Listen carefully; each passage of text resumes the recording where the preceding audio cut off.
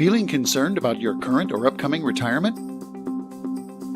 Have you been working hard all of your life, yet still feel stressed about your financial future? Retirement accounts, return on savings and CDs offer insufficient assurance. Noble Gold is here to ease your worries.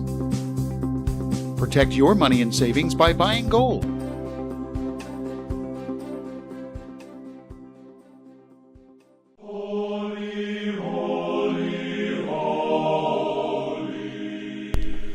Welcome back to End Times Prophecy News for the 4 o'clock report.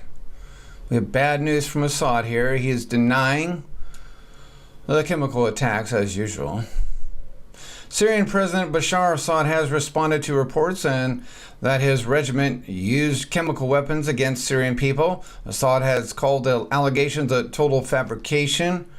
Kind of expected this, haven't we? The Hill reports, Syrian President Bashar Assad on Wednesday insisted his regime was not involved in any deadly chemical weapon attack in northern Syria last week, saying the accusations were completely fabricated. And not only that, but the thing of it is that why would any leader say that they chemically killed his own people? Muslims deny it all the time.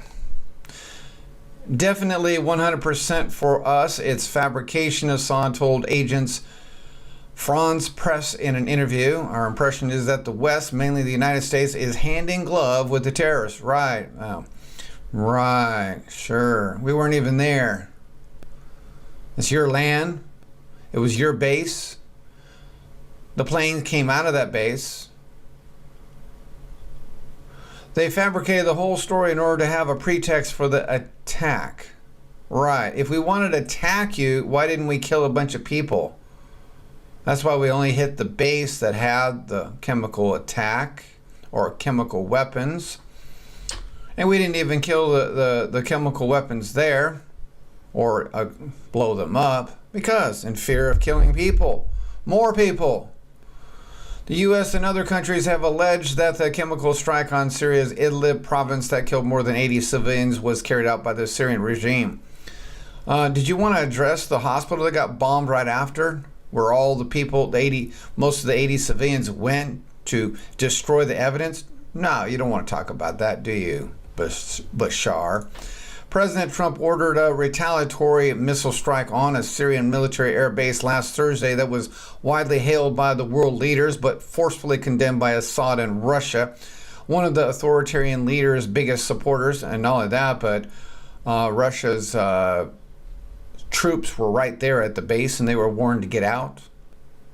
So how would they not know? We don't have any proof on that for sure, though. The Assad regime and the government of Russian President Vladimir Putin have sought to discredit the U.S. response as an act of aggression and to place blame for the chemical attack on terrorist groups operating in the country. Let's see. Did the U.S. sell weapons to Iran? No, it was Putin, who is admittedly selling SA-300 missiles and 400 more advanced to Iran and Syria. But no, it would be America doing them? Right. CNN reported Wednesday, though, that the U.S. intelligence community had intercepted communications in which the Syrian military and chemical weapons experts discussed preparations for chemical strike. Intercepted communications. So we not only have the proofs of the physical, the biological proof, the physical proof seen, we also see the proof of you bombing the hospital where they went to try to destroy the proof. Then we also see here the communications proof of plan prior to it happening. It just gets worse and worse for you, Bashar. Hilarious, more bad news for lying Queen Susan Rice, another big liar, big fat liar. The controversy surrounding Susan Rice regarding the unmasking of the Trump team, amongst other things, has resulted in even liberal media calling her a liar. It's funny how this works out, doesn't it? This is what we call bringing America together, turning them against the Obama regime, like it should be, and turning the liberals toward the Trump side. Fox News reports Susan Rice is a liar, and that's the truth. What's amazing is that it has taken years for the major media to admit it, despite epic evidence. Even journalists have a breaking point, in this case, false statements about deadly chemical weapons. Rice's lies have angered conservatives for years. Medal of Honor recipient Dakota Meyer nicknamed the former National Security Advisor the liar-in-chief. Well, wait a minute. I thought that was given to Obama. Oh, I'm sorry. He got the Nobel Peace Prize. According to the Blaze, Rice's willingness to misrepresent what happened during the Benghazi attack was so amazing that she repeated it on 5 separate Sunday morning news talk shows. It was a lie that might make Pinocchio proud, but it took her lies about Syria to do just that. The Washington Post gave Rice 4 Pinocchios out of 4 in the paper's liar scoreboard for bogus claims about removing Syria's chemical weapons. Yeah, Washington Post. Washington Compost Pile, the liars themselves, gave Rice 4 Pinocchios. The Post criticized her for comments she made during a January 16th NPR interview. It looks bad for Rice that paper so blatantly anti-Trump as the Post would criticize her for such willful deceit. The paper's fact-checker, as if they have any right to be a fact-checker, called Rice's statement problematic before spending 1,400 words proving she lied. She did not explain that Syria's declaration was believed to be incompetent and thus was not fully verified, and that the Syrian government still attacks citizens with chemical weapons not covered by the 2013 agreement. That tipped her wordsmithing toward a 4, wrote Glenn Kessler. The article cited several examples where Syria had continued to use chemical weapons. Kerry's exit memo to Obama. Now, interesting. Here you have John Kerry telling you, and the Obama regime's telling you there was no chemical weapons. They're all gone.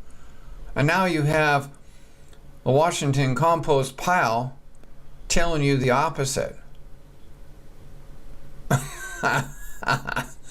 It seems Donald Trump and Cyrus has really disrupted the global elites. Anyway, Kerry's exit memo to Obama, released 11 days before Rice's remarks on NPR, acknowledged that Syria continued to use undeclared chemical weapons, emphasized Kessler. Wow. The New York Times mentioned the same NPR quote in an April 9th story about Obama's failure to remove weapons of mass destruction from Syria. Here is Rice's now famously false comment. Quote, "We were able to find a solution that didn't necessitate the use of force that actually removed the chemical weapons that were known from Syria in a way that the use of force would never have accomplished. We were able to get the Syrian government to voluntarily and verifiably give up its chemical weapons stockpile." The Times' Peter Baker, yet you got all kinds of conspiracy right or conservative that believe that there never was any chemical weapons of mass destruction or weapons of mass destruction in Iraq or Syria. The Times' Peter Baker showed how nuanced Rice was trying to be to make that explanation. Publicly, Mr. Obama's advisors sometimes referred to known or declared stockpiles to qualify their claims and sometimes did not. But from the start of the deal, there were discrepancies in Mr. Assad's weapons declarations. That's terrifying, given Rice's involvement in the Iran nuclear deal, which relies on similar reporting by a terror state. Baker then detailed the Times that Syria had used chemical weapons against its own citizens after the Obama administration said they were 100% gone. And breaking news, a U.S. airstrike just launched and Syria has killed multiple allies. A U.S.-led airstrike in Syria has accidentally killed 18 allied fighters. This isn't good. The U.S.-led coalition fighting the Islamic State in Iraq and Syria accidentally killed 18 fighters from the coalition's main Syrian partner on the ground, the coalition said Thursday. A misdirected airstrike Tuesday hit a fighting position of the Syrian Democratic Forces, SDF, south of Tabqa, according to a coalition statement. The SDF is a coalition of Arab and Kurdish fighters and is considered by the United States to be the most effective local force fighting against ISIS. So it was obviously an accident, but 18 lives, not good. The SDF, backed by coalition forces in the air and on the ground, has been fighting for control of the city of Tabqa, as well as the nearby strategic Tabqa Dam, as it works to isolate ISIS' de facto capital of Raqqa. Tuesday's strike was requested by partnered forces, according to the coalition. Partnered? They had identified the target as an ISIS fighting position, the statement says, but the target was actually a forward SDF fighting position. Who are these partnered forces? Partnered forces obviously are not our forces.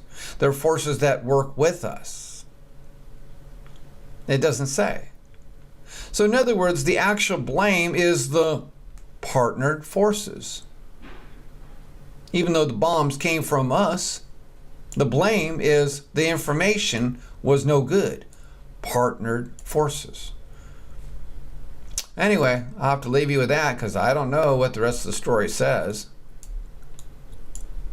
Yeah, there's no more there. Please share and pray for the victims and their families, definitely.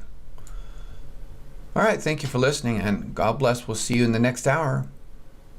If my people, which are called by my name, shall humble themselves and pray and seek my face and turn from their wicked ways, then will I hear from heaven and will forgive their sin